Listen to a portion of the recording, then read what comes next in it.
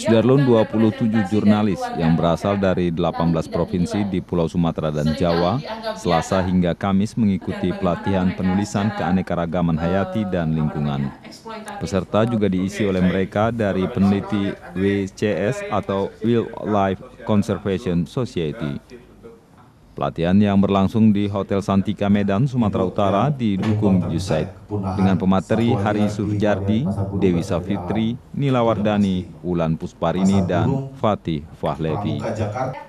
Selain mendapatkan materi lingkungan, gender, keanekaragaman hayati, dan jurnalistik, peserta juga melakukan praktik menulis dan wawancara.